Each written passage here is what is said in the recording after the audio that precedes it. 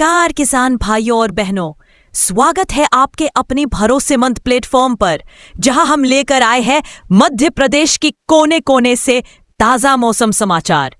चाहे बात हो भोपाल और इंदौर की राजधानी हवाओं की, या हो ग्वालियर, जबलपुर और उज्जैन की बदली बदली फिजाओं की, रीवा, सतना, सीधी, सिंगरौली, शहडोल, अनूपपुर से लेकर बालाघाट, मंडला और डिंडोरी तक पूरा महाकौशल हमारे रडार पर है।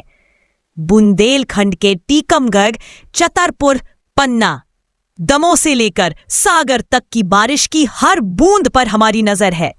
मालवा निमाड़ के धार, खरगोन, बड़वानी, मंदसौर, नीमच, देवास और रतलाम के किसान भाइयों के लिए भी हम लाए हैं पक्की जानकारी। और कैसे भूले चंबल के भिंड, मुरैना, दतिया, श्योपुर को, या फिर नर्मदा अंचल के होशंगाबाद, नर्मदापुरम, हरदा, बैतूल, छिंदवाड़ा और सिवनी को। हर दिन हर जिले की मौसम की चाल सीधी आपके मोबाइल स्क्रीन पर। तो चलिए शुरू करते हैं आज का मध्य प्रदेश मौसम समाचार आपके अपने जिले के साथ।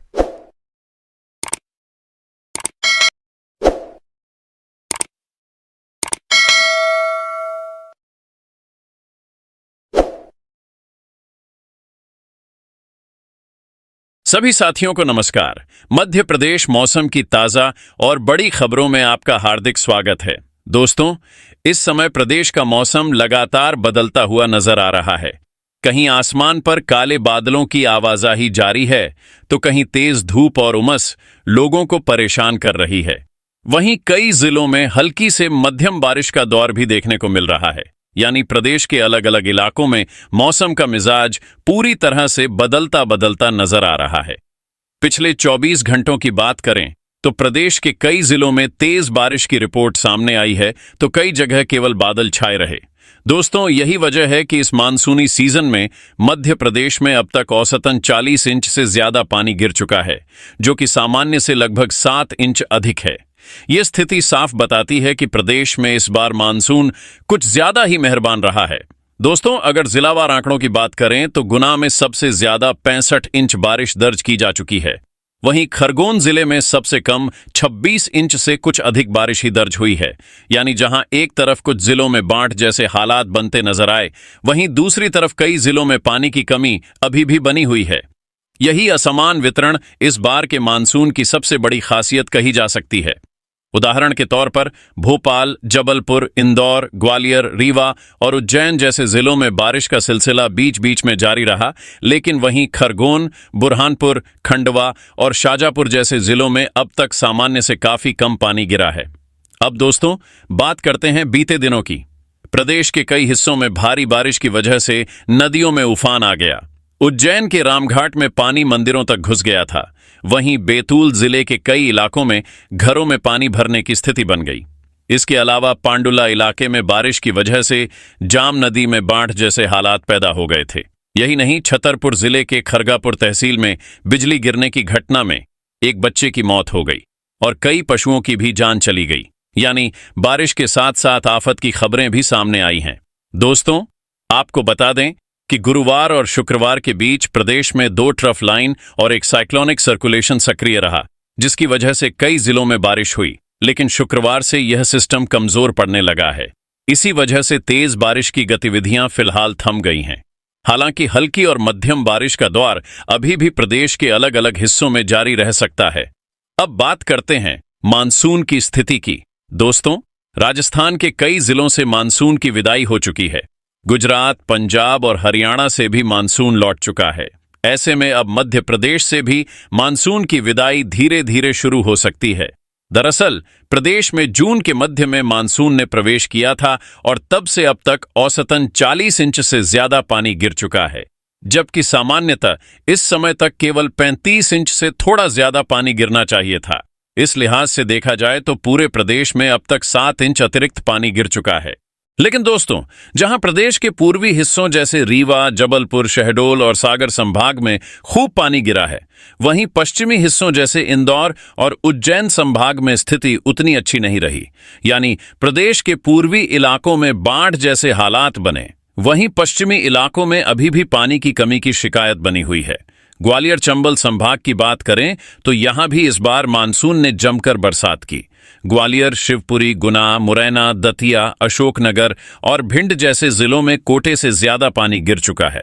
यही वजह है कि इन जिलों में फसलों और जलस्तर दोनों पर अच्छा असर पड़ा है। वहीं दूसरी ओर बुरहानपुर, खरगोन और शाजापुर जैसे जिलों में बारिश का आंकड़ा अभी भी सामान्य से काफी नीचे है।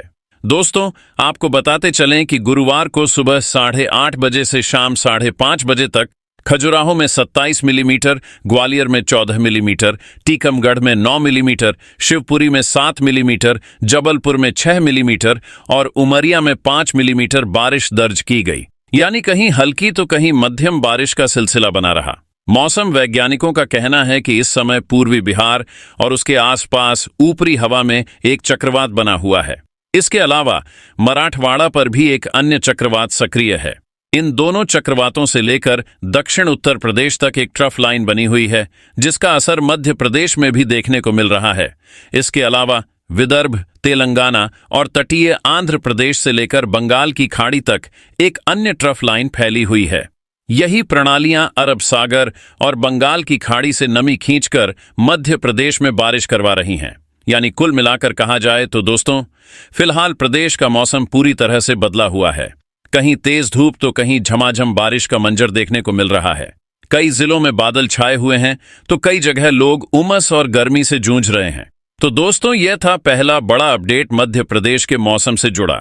लेकिन अभी आपके लिए और भी बहुत कुछ है, क्योंकि आगे हम आपको बताएंगे अगले 3 दिनों का पूर्वानुमान। लेकिन उससे पहले दोस्तों, आपसे एक खास अपील। अगर आप हमारे चैनल पर पहली बार आए हैं तो चैनल को सब्सक्राइब करके बेल आइकन को जरूर दबाइए, ताकि आपको मध्य प्रदेश के मौसम से जुड़ी हर ताजा और बड़ी खबर सबसे पहले मिल सके।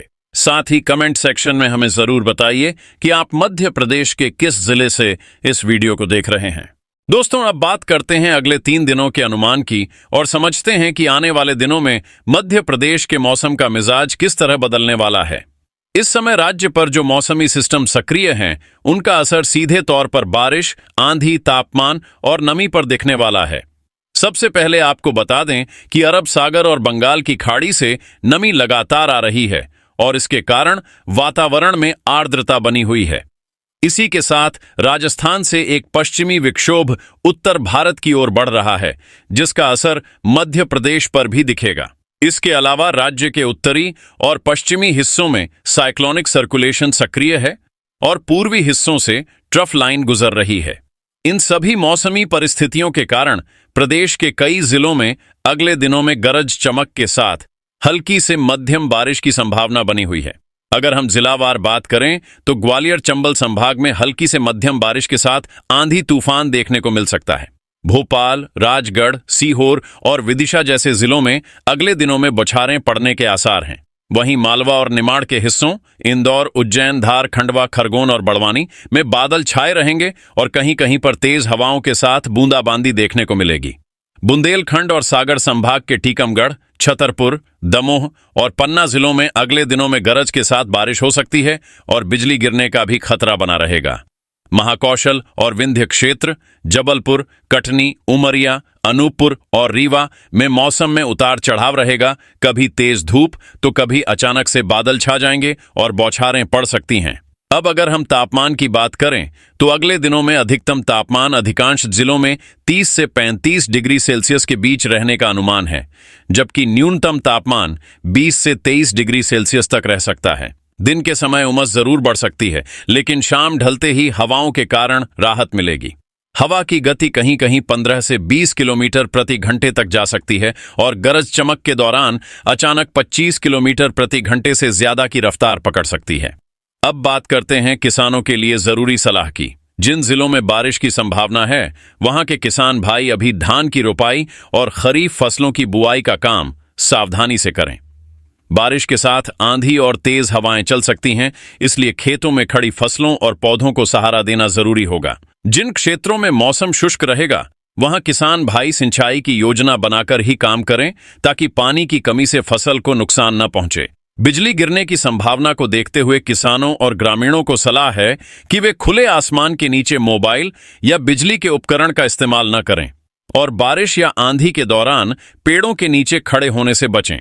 राज्य के कुछ हिस्सों में मौसम विभाग ने येलो अलर्ट भी जारी किया है, खासकर उन जिलों के लिए जहां आंधी और बिजली गिरने की संभावना ज्यादा है। इसलिए ग्रामीण क्षेत्रों में जागरूक रहना बहुत जरूरी है। किसानों के लिए यह भी सही समय है कि वे अपने पशुओं को सुरक्षित स्थान पर रखें और चारागाह को पानी से बचाएं। आगे 3 दिनों का मिला जुला नजारा रहेगा, कभी धूप तो कभी बादल, कहीं हल्की बारिश तो कहीं गरज चमक के साथ तेज बौछारें। कुल मिलाकर कहा जा सकता है कि आने वाले दिनों में मध्य प्रदेश का मौसम काफी रोमांचक और बदला बदला रहेगा। किसानों और आम जनता दोनों को ही सतर्क रहना होगा और मौसम विभाग की ताजा अपडेट्स पर ध्यान देना होगा।